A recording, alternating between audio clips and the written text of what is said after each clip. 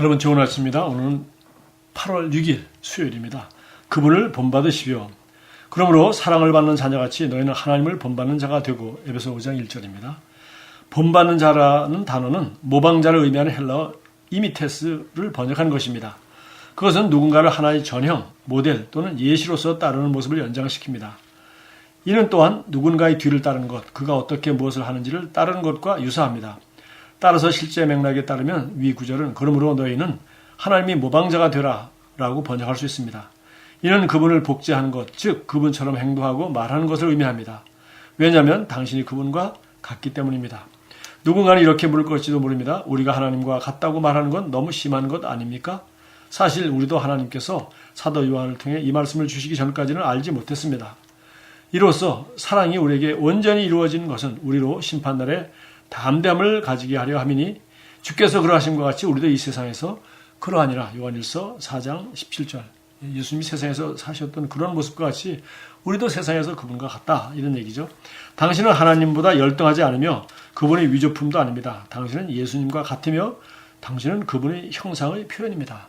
그래서 예수님이 죽음에서 부활하셔서 맏아들이 되시고 예수를 죽은 자 가운데서 살리신 똑같은 성령으로 하나님 우리에게 영생을 선물로 주셨고 또 성령을 선물로 받아 성령의 지성자가 되게 되었습니다. 그러므로 예수님은 그 부활의 첫 열매가 되고 우리는 그 부활하신 예수님이 그 성령을 우리에게 선물로 줬고 그 예수를 부활시킨 그 성령이 우리에게 영생을 선물로 주었기 때문에 우리는 옛날 아담과 하와의 모습으로 다시 회복되는 것이 아니라 죄 짓기 전에 아담과 하와의 모습으로 회복되는 것이 아니라 사실은 새로운 창조, 새로운 피조물이 되었다. 제가 늘 설교할 때 강조합니다만은 아담과 하와는 하나님이 말씀으로 지으시고 또 하와는 이렇게 아담을 흙으로 지으시고 생기를 불어넣으셨지만 하와는 또 아담의 갈비뼈를 가지고 이렇게 만들고 이렇게 하셨지만 우리 새로운 피조물, 즉 하나님의 자녀는 예수 그리스도의 죽음과 부활로 말미암아 거듭나서 이제 하나님의 자녀가 된 말씀과 성령으로 다시 태어나 하나님의 자녀가 된 우리는 그야말로 예수 그리스도의 그 생명의 값으로 하나님이 이 복음 예수 그리스도의 구원 사역을 통해서 우리가 다시 태어나게 된 것입니다. 그래서 우리는 대단한 존재이죠. 하나님의 형상을 따라 지음받은 아담과 하와와 같이 하나님의 형상을 받았을 뿐만 아니라 우리는 그 아들의 형상을 본받도록 하나님께서 만드셨고 그 아들의 값으로 생명과 우리 값으로 우리가 거듭날 수 있게 하셨으니까 우리는 정말 아담과 하와보다 훨씬 더 귀한 존재인 것을 알 수 있습니다. 말씀은 예수께서 그러하심과 같이 우리도 이 세상에서 그러하다고 말합니다. 우리는 지금 그분과 같습니다. 이러한 의식은 당신에게 병든 자를 고치고 죽은 자를 일으키며 나병한 자를 깨끗하게 하고 세상에 축복이 될 담대함을 줄 것입니다. 마치 예수님처럼 말입니다. 이 의식은 당신 안에서 특별한 긍휼을 불러일으켜 당신으로 하여금 예수님께서 하셨듯이 복음을 전하고 잃어버린 영혼을 이겨오게 할 것입니다. 누가복음 7장 12절 15절의 이야기를 생각해 보십시오. 성경은 외아들이 죽어서 묻어야 하는 과부의 울부짖음에 주님이 마음이 어떻게 움직이셨는지를 이야기합니다. 주님께서는 사랑과 긍휼로 가득 차서 그 청년을 다시 살리셨습니다. 주님처럼 당신의 행동에도 반드시 긍휼이 바탕이 되어야 합니다. 하나님의 사랑을 다른 이들에게 표현하십시오. 로마서 5장 5절에 이렇게 말씀합니다. 소망이 우리를 부끄럽게 하지 아니함은 우리에게 주신 성령으로 말미암아 하나님의 사랑이 우리 마음에 부은 바 됨이니 그리스도께서 당신을 사랑하셨듯이 당신도 사랑으로 행하십시오. 자, 그분을 본받으라는 제목인데 결국 끝은 바로 그분이 우리를 사랑하시고 우리를 위하여 자기 몸을 내어주시고 그렇게 우리로 하여금 다시 거듭나서 우리도 하나님의 자녀가 되어 예수님처럼 그런 아름답고 복된 삶을 살 수 있고 다른 사람에게 복이 되는 그런 삶, 또 사랑과 긍휼이 가득 차서 다른 사람들을 사랑할 수 있는 그런 사람이 되었다는 것입니다. 그래서 여기 참고성경으로 언급한 베드로전서 2장 21절 23절 잠깐 보겠습니다. 21절부터 보겠습니다. 바로 이것을 위하여 여러분은 부르심을 받았습니다. 저는 세 번역으로 보고 있는데요. 자, 우리가 어떤 목적으로 이 세상을 살아야 되는지, 우리 부르심이 무엇인지, 이 땅에 사는 목적이 무엇인지 바로 예수님의 생애를 그대로 설명했습니다. 그리스도께서는 여러분을 위하여 고난을 당하심으로써 여러분이 자기의 발자취를 따르게 하시려고 여러분에게 본을 남겨놓으셨습니다.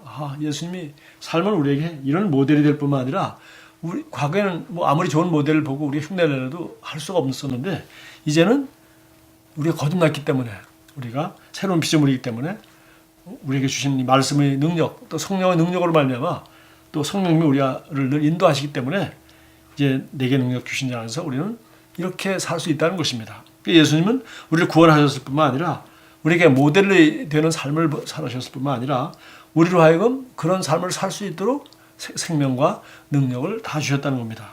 그래서 22절 예수님의 생애를 이렇게 쭉 묘사했습니다.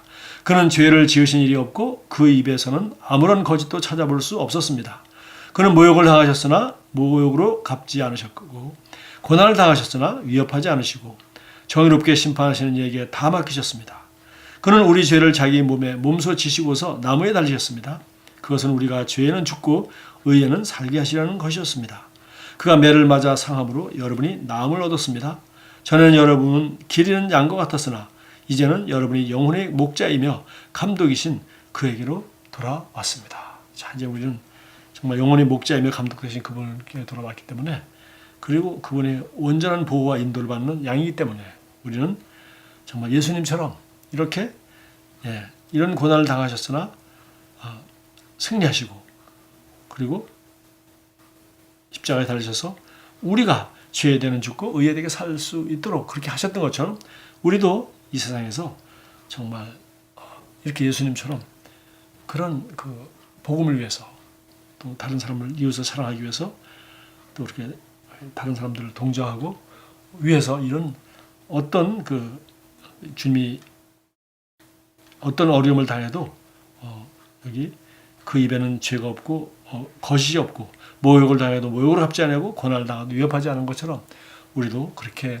살 수 있는 모델을 가지고 있고 또 그렇게 살 수 있는 능력을 주님이 우리에게 주셨다는 것입니다. 정말 놀라운 말씀입니다. 그래서 이 로마서 6장에도 이런 말씀들이 좀 나와 있죠. 그래서 이제는 우리가 더 이상 죄에게 종노릇하지 말고 이제는 죄가 너희를 주장하지 못하리니 이제는 너희가 정말 죄 아래 있지 아니하고 이제 하나님의 은혜 아래 있는 자가 되었기 때문에 의와 은혜의 선물 넘치게 받는 자들은 생명 안에서 왕노릇한다고 했으니까 우리도 이제 이렇게 예수님을 본받을 뿐만 아니라 실제로 그렇게 살 수 있는 능력을 주님 우리에게 다 주셨다. 여러분도 정말 진정으로 주님처럼 사랑하고 주님처럼 의롭게 아름답게 그리고 정말 이웃을 사랑하고 또 긍휼이 바탕이 되어 그렇게 사는 삶을 살게 되기 바랍니다. 고백하겠습니다. 나는 그리스도 예수 안에서 새로운 피조물이며 주님께 대하여 거룩하고 성별된 자입니다. 나는 신성한 본성에 참여하는 자이며 의와 탁월함과 영광과 지혜와 능력 안에서 그리스도의 생명을 표현하고 나타내는 자입니다. 나는 오늘 은혜로 말미암아 의를 통하여 다스립니다. 왜냐하면 그리스도 예수 안에서 생명의 성령의 법이 죄와 죽음의 법과 그 영향력으로부터 나를 자유케 했기 때문입니다. 할렐루야. 오늘 여러분 좋은 하루 특별히 그분을 본받으면서 남들을 동정하고 비판하지 않고 사랑하고 또 하는 그런 예수님의 삶을 본받는 그런 삶을 살게 되기를 주님의 이름으로 축복합니다. 감사합니다.